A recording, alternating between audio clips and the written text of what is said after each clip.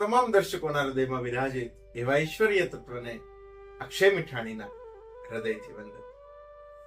મિત્રો, શાશ્વત સુખની શોધ કરવા માટેનો આજે વાત કરવાની છે. આપણે દરેક માનવ જીવ એ સંગ્રહ કરવાની પ્રવૃત્તિ ઉપર અત્યારે આધારિત થઈ ગયું છે. દરેકને સંગ્રહ કરી લેવું છે, પણ સંગ્રહને આપણા શાસ્ત્રમાં પાપ કીધું છે. જરૂરિયાત કરતા વધારે સંગ્રહ કરવો એ એક પ્રકારનું પાપ છે.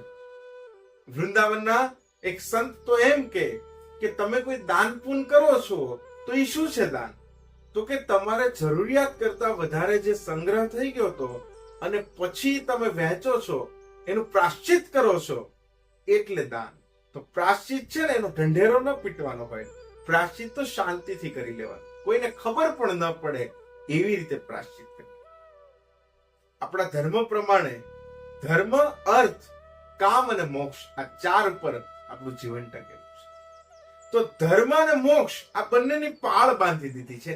એની વચ્ચે કામ અને અર્થ આ બંનેને વહેવા દેવા છે. ધર્મ, અર્થ, કામ, મોક્ષ.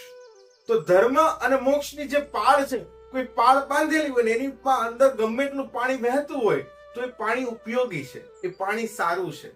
પણ એ પાળને ઓળંગીને જ્યારે કોઈ પાણી વહેવા માંડે ત્યારે પાણી નુકસાનકારક બને છે, ત્યારે એ પાણીથી નુકસાન થાય છે.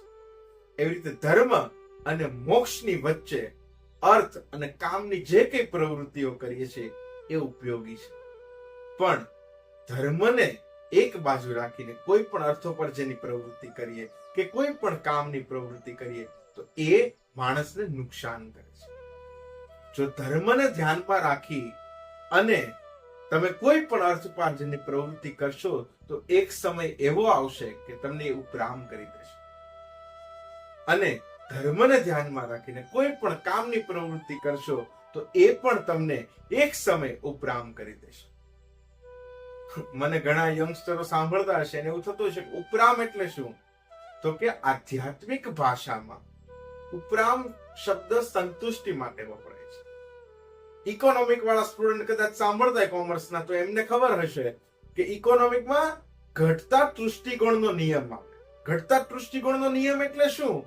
જે ઇકોનોમિક નથી કરતા એને પણ મારે સમજાવવાનું છે કે હું કે તમે કોઈ સારી હોટલમાં જમવા બેઠા હોઈએ અને આપણે જમતા હોય, એક રોટી મગાવીએ, એક બીજી બટર રોટી મગાવીએ, ત્રીજી બટર રોટી મગાવીએ, પણ ચોથી બટર રોટી આવે એટલે આપણને પેટ ભરાઈ જાય એટલે આપણે ધીમેથી કહી દઈએ હવે નથી જોઈતું. આપણે સંતુષ્ટ થઈ ગયા.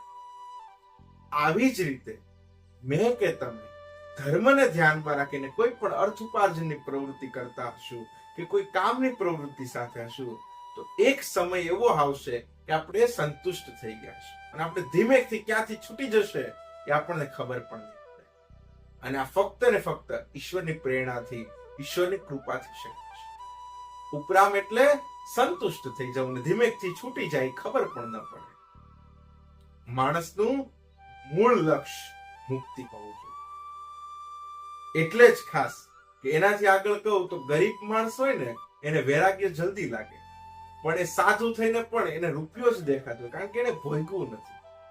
પણ કોઈ રાજકુમાર હોય સિદ્ધાર્થ જેવો અને જેને બધી જ સુખ અને સગવડતા ભોગવી લીધી હોય અને એ પછી જો વૈરાગ્ય ધારણ કરે તો એ ગૌતમ બુદ્ધ બની શકે, કે જેને બધું જ ભોગવી લીધું છે પણ સહજ રીતે છૂટી જાય કે આ બધું જ ભોગવી લીધું, આ બધું જ મિથ્યા છે. જે કઈ આપણને સુખ દેખાય છે આ બધું મિથ્યા છે. રામાયણની દ્રષ્ટિએ કહીએ તો નિત્ય સુખ, નિત્ય શાંતિ અને નિત્ય આનંદ, આ ત્રણેય ખાસ સાંભળજો. નિત્ય સુખ, નિત્ય શાંતિ અને નિત્ય આનંદ નું બીજું નામ એટલે પરમાત્મા. રામાયણની દ્રષ્ટિએ કીધું છે.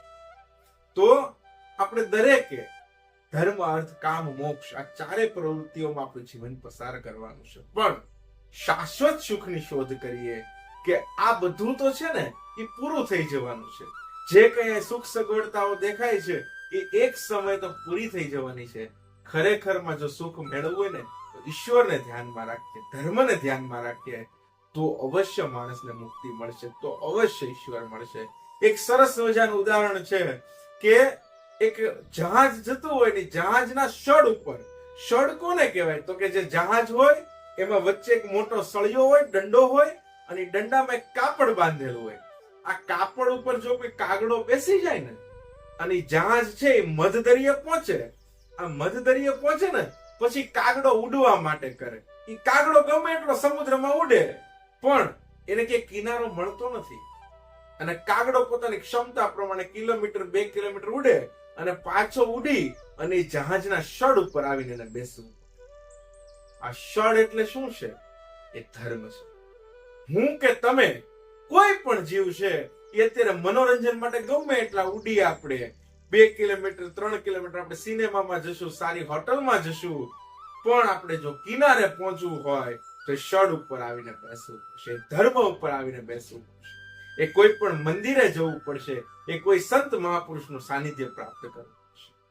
અને નહીતર જો એ નહીં કરીએ તો આપણે ગમે એટલા આપણી મતિ પ્રમાણે ઉડશું મનોરંજન માટે પણ આપણને કિનારો મળવાનો નથી. તો હંમેશા શાશ્વત સુખની શોધ કરીએ, એ જ વિચાર સાથે અક્ષય મીઠાણીના જય સિયારામ.